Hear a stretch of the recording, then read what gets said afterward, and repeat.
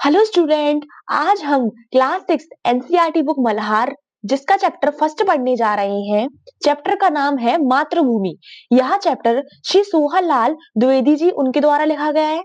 उन्होंने इस चैप्टर के माध्यम से बताया है कि जो अपनी भारत की प्राकृतिक सौंदर्यता है एवं समृद्धि है उसका वर्णन किया है उन्होंने।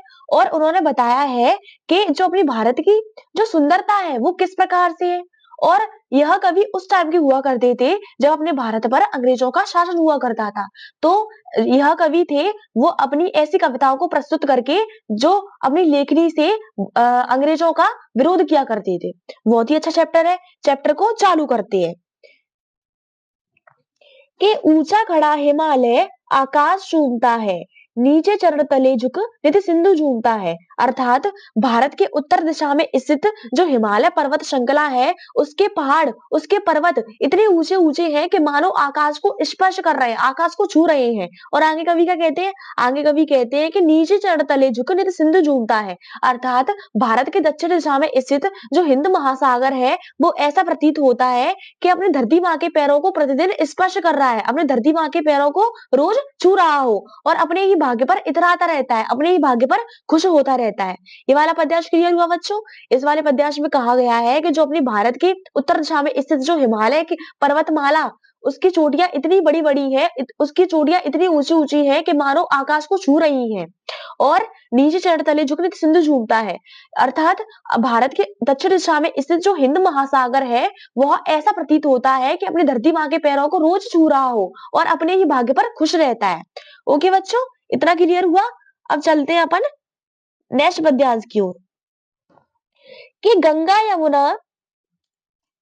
गंगा यमुना त्रिवेणी नदियां लहर रही है, जगमग छटा निराली पग पग चहर रही है। अर्थात गंगा यमुना सरस्वती अपने भारत की पवित्र नदियां हैं। त्रिवेणी त्रिवेणी यानी तीन नदियों का संगम। अर्थात जब तीन नदी आपस में आकर मिल जाती है तो उनकी एक संयुक्त धारा बनती है और वो धाराएं बहुत तेज होती हैं। आगे कवि कहते हैं कि जगमग छटा निराली पग पग चहर रही है। अर्थात उनकी छटा इतनी निराली होती है कि वह पग पग चहर रही है। पग पग चहरने का मतलब क्या होता है? कदम कदम पर आगे बढ़कर वो इतनी उनकी धारा इतनी तेज है कि वह कदम कदम पर आगे बढ़कर जो उनकी सुंदरता है वो अपने देशवासियों के प्राणियों के मन को मोहित कर रही है। और जो यह नदी है वो आकर्षित अपनी ओर सभी प्राणियों का ध्यान आकर्षित कर रही है। ओके बच्चों, ये वाला पद्यांश क्लियर हुआ। अब चलते हैं अपन अगले पद्यांश की तरफ। अगला पद्यांश क्या कहता है? अगला पद्यांश कहता है कि वह पुण्य भूमि मेरी, वह स्वर्ण भूमि मेरी, वह जन्म भूमि मेरी, वह मातृभूमि मेरी। अर्थात कवि इस पद्यांश में कहना चाहते हैं कि जो अपनी भूमि है वह पुण्य भूमि है। मतलब कवि अपने भारत की प्रशंसा कर रहे हैं। वह कह रहे हैं कि जो अपनी धरती है वह पुण्य भूमि है। पुण्य भूमि कैसे हुई? क्योंकि अपने देश में कई महात्माओं ने जन्म लिया और इसलिए अपने देश को पुण्य भूमि कहा जाता है। उसके बाद आगे कवि क्या कहते हैं? आगे कवि कहते हैं कि वह स्वर्ण भूमि मेरी। स्वर्ण भूमि क्यों कह रहे हैं कवि? स्वर्ण भूमि इसलिए कह रहे हैं क्योंकि जो अपने भारत की खेती होती है वह ऐसी फसल देती है मानो सोना उगल रही है। जैसे अपने भारत की खेती इतनी उपजाऊ है, जब वो फसल देती है तो वह सोने के रूप में देती है। जो वह फसल होती है तो ऐसा लगता है कि वह सोना हो। और कवि आगे क्या कहते हैं? कवि कहते हैं कि वह जन्मभूमि मेरी, वह मातृभूमि मेरी। जिस भूमि पर हमारा जन्म हुआ है वह हमारी जन्मभूमि है और वह अपने माँ के समान है, इसलिए वह मातृभूमि है। ओके बच्चों, ये वाला पद्यांश क्लियर हुआ। अब चलते हैं अपन नेक्स्ट पद्यांश की ओर।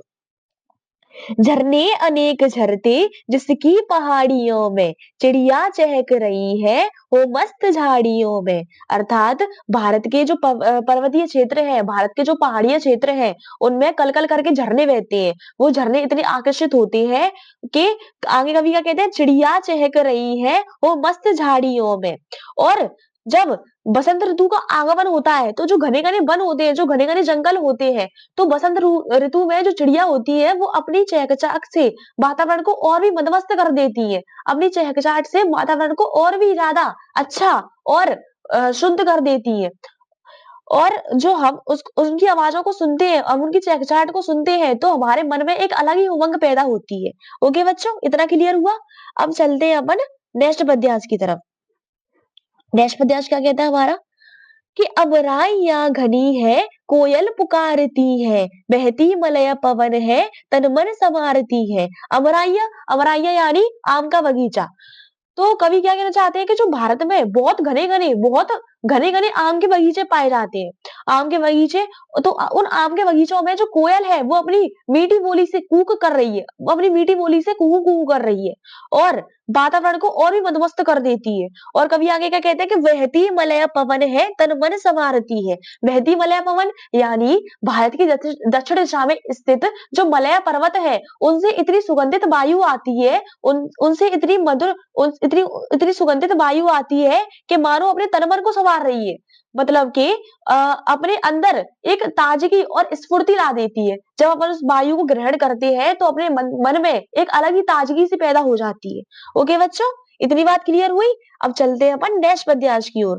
नेक्स्ट पद्यांश हमारा क्या कहता है कि वह धर्म भूमि मेरी, वह कर्म भूमि मेरी, वह मातृभूमि मेरी, वह जन्मभूमि मेरी, वह मातृभूमि मेरी। अर्थात जो कवि है वह कह रहे हैं कि अपनी भूमि है वह धर्म भूमि है। धर्म भूमि कैसे है? जैसे अपने भारत में कई धर्म स्थापित हुए हैं, तो उन धर्मों के माध्यम से समस्त समस्त गण को, समस्त जनों को यह पता चलता है कि जो अपनी भूमि है वह धर्म भूमि है। और कवि क्या कहते हैं कि वह कर्म भूमि, अपना देश कर्म प्रधान है इसलिए वह कर्म भूमि है। वह जन्मभूमि मेरी है क्योंकि अपना जो जन्म हुआ है उस भूमि पर, तो वह अपनी जन्मभूमि है। और वह मातृभूमि मेरी है, यानी अपने माँ के समान है, तो वह मातृभूमि है। चलो बच्चों, इतना क्लियर हुआ। अब चलते हैं अपन अब चलते हैं अपन नेक्स्ट पद्यांश की ओर। नेक्स्ट पद्यांश हमारा क्या कहता है? जन्मे जहां तेरा गुपत, जन्मे जहां थे रघुपत, जन्मी जहां थी सीता, श्री कृष्ण ने सुनाई बंसी पुनीत गीता। अर्थात जिस भूमि पर रघुकुल के श्री राम का जन्म हुआ वह मर्यादा पुरुषोत्तम कहलाते हैं। मर्यादा पुरुषोत्तम क्यों कहलाते हैं? क्योंकि उनका जो जीवन चरित्र था वो मानव जीवन का सबसे बड़ा आदर्श था और वह मर्यादा पुरुषोत्तम कहलाए। उसके बाद कवि क्या कहते हैं कि जन्मी जहां थी सीता, यानी जहां सीता जैसी धर्म पर चलने वाली स्त्री का जन्म हुआ, जिन्होंने नारी धर्म का आदर्श स्थापित किया, तो उन्होंने नारी धर्म को आगे बढ़ाया, उन्होंने नारी धर्म की स्थापना की।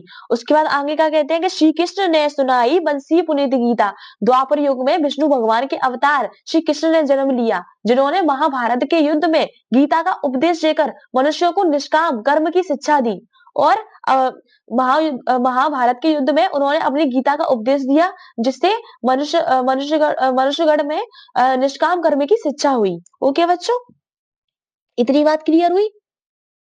अब चलते हैं अपन नेक्स्ट पद्यांश की ओर। नेक्स्ट पद्यांश क्या कहता है हमारा?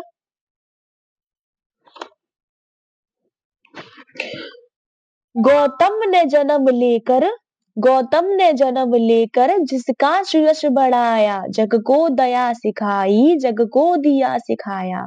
अर्थात इस देश में गौतम बुद्ध जैसे महान पुरुष ने जन्म लिया, बौद्ध धर्म की स्थापना करके समस्त मानव जाति को प्रेम और अहिंसा का पाठ पढ़ाया और इस तरह हम भारतीयों का यश बढ़ाया। और कभी आगे क्या कहते हैं कि जग को दया सिखाई, जग को दिया सिखाया, यानी और इस तरह हम भारतीयों को का यश बढ़ाया और कहा उन्होंने कि समस्त संसार को दया करने की सीख दी और पूरी दुनिया को सच्चे मार्ग पर चलने की एक नई रोशनी दी। जग को दिया सिखाया मतलब समस्त संसार को उन्होंने एक नई रोशनी प्रदान की। ओके, इतना क्लियर हुआ। अब चलते हैं अपन अगले पद्यांश की तरफ कि वह युद्ध भूमि मेरी, वह बुद्ध भूमि मेरी, वह मातृभूमि मेरी, वह जन्मभूमि मेरी।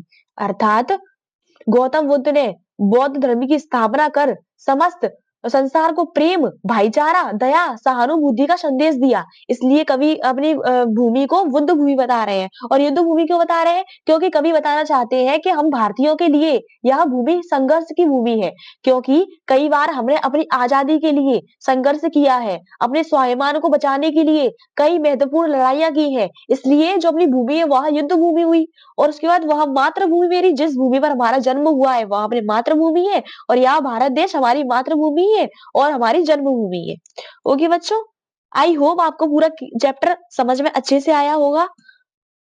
अब यह चैप्टर श्री सोहन लाल द्विवेदी जी के द्वारा लिखा गया है। अब नेक्स्ट वीडियो में अपन देखेंगे कि इनका जो श्री सोहनलाल द्विवेदी जी उनका उनका जीवन परिचय क्या है, उनका जीवन परिचय अपन पढ़ते हैं। ओके बच्चों, थैंक यू।